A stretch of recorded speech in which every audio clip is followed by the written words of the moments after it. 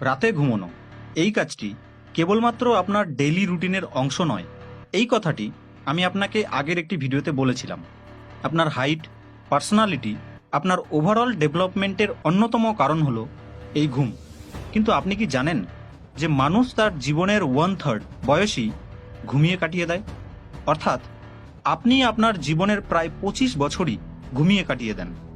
আর সত্যি বলতে কি জানেন, যেভাবে শরীরকে সুস্থ রাখার জন্য খাদ্য ও জলের প্রয়োজন, ঠিক একই রকমভাবে আপনার মেন্টাল হেলথকে সুস্থ রাখার জন্য ঘুমের প্রয়োজন। যখন আপনি ঘুমান তখন আপনার বডি ও ব্রেন রেস্ট করে, আর এই সময়ে আপনার বডি ও ব্রেন এনার্জি এবং স্ট্যামিনাকে রিস্টোর করে। আপনার বডি ও ব্রেনের কার্যক্ষমতাকে ঠিক রাখার জন্য সঠিক মাত্রায় ঘুম আপনার অবশ্যই প্রয়োজন। আপনি নেক্সট ডে নিজেকে কতটা অ্যাক্টিভ ও চার্জ ফিল করতে পারবেন, আপনার প্রোডাক্টিভিটি কতটা বেশি হবে, তা নির্ণয় করে রাতের এই ঘুম। যদি আপনি একজন স্টুডেন্ট হন বা যদি আপনি কোনো জায়গায় জব করে থাকেন এবং আপনি সারাদিন যদি নিজেকে অ্যাক্টিভ ফিল করতে চান, তাহলে এই ঘুম আপনার পর্যাপ্ত মাত্রায় অবশ্যই প্রয়োজন। এই ব্যস্ত পৃথিবীতে আমরা সকলেই খুব ব্যস্ত হয়ে পড়েছি। কাজের ব্যস্ততার কারণে সময় অনেক শর্ট হয়ে গিয়েছে, তাই না? সকালে ঘুম থেকে ওঠার পর থেকে সারা দিন আমাদের ছোটাছুটি করতে হয়। আর শুধু তাই নয়, অনেক সময় তো এমনও হয় যে রাতেও আমাদের সেই কাজ শেষ হয় না। আর এই ব্যস্ততার জন্য আমরা আমাদের শরীরের দিকে নজর দেওয়া ভুলেই যাই। যদি আপনি রাতে পর্যাপ্ত মাত্রায় ঘুমান, তবেই দিনে আপনি কাজ করার এনার্জি পাবেন।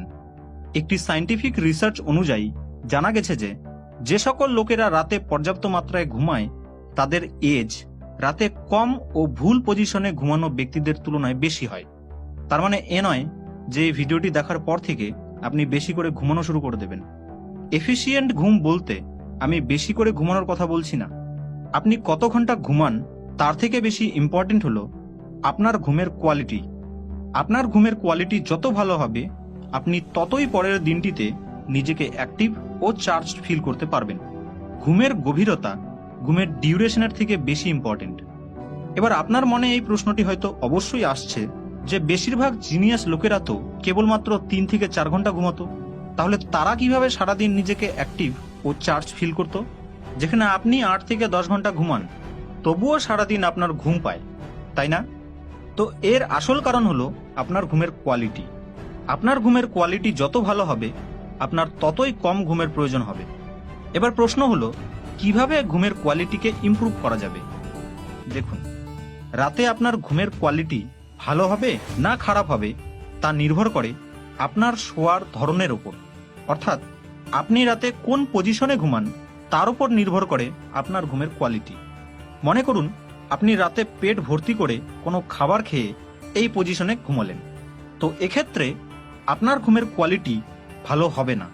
কারণ এই পজিশনে ঘুমানোর ফলে আপনি রাতে যে খাবারগুলি খেয়েছিলেন সেগুলি পেটে সঠিকভাবে ডাইজেস্ট হতে পারে না, যার ফলে এটি আপনার ঘুমের উপর প্রভাব ফেলে এবং আপনার ঘুমের কোয়ালিটি অতটা ভালো হয় না। আপনি এলোমেলো পজিশনে যতই ঘুমানোর চেষ্টা করুন না কেন, আপনার ঘুমের কোয়ালিটি ভালো হবে না। যখন আপনি সঠিক পজিশনে শোবেন, তখনই আপনার গভীর ঘুম আসবে। আর যখন আপনি গভীরভাবে ঘুমাবেন, তখনই আপনার ঘুমের কোয়ালিটি ভালো হবে, যার ফলে নেক্সট ডে ঘুম থেকে ওঠার পর আপনি নিজেকে অ্যাক্টিভ ও চার্জ ফিল করতে পারবেন।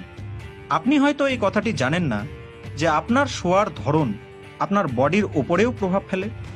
এই ঘুমানোর ধরন আপনার ফিজিক্যাল বডির উপরেও প্রভাব ফেলে।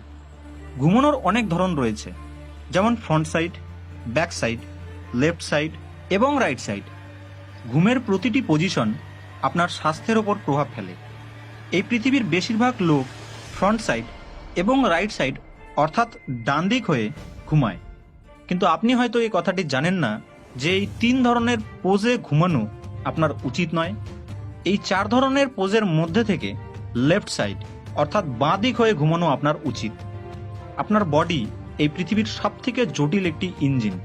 আমাদের এই শরীরে প্রতি সেকেন্ডে লক্ষ লক্ষ প্রক্রিয়া চলতে থাকে।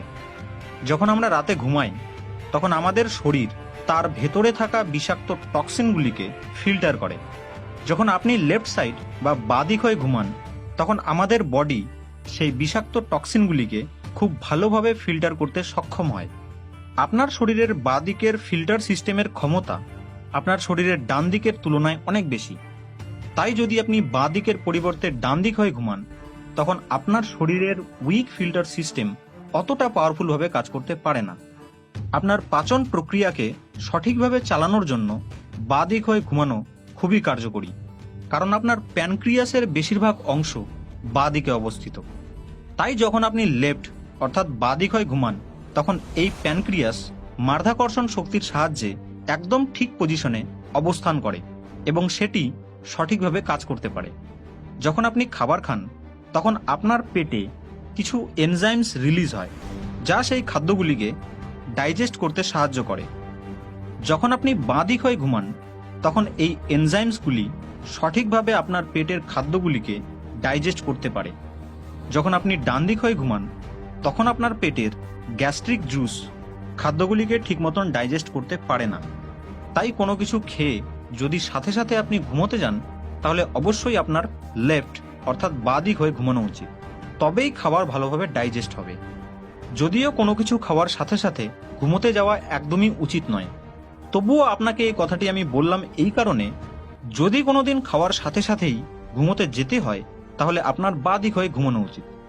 আপনি হয়তো এই কথাটি জানেন না যে ডক্টরস প্রেগনেন্ট মায়েদের বাঁ দিক হয়ে ঘুমানোর সাজেশন দিয়ে থাকে, যাতে পেটে শিশুর কোনো ধরনের আঘাত না লাগে এবং শিশুর গ্রোথ যেন বৃদ্ধি পায়।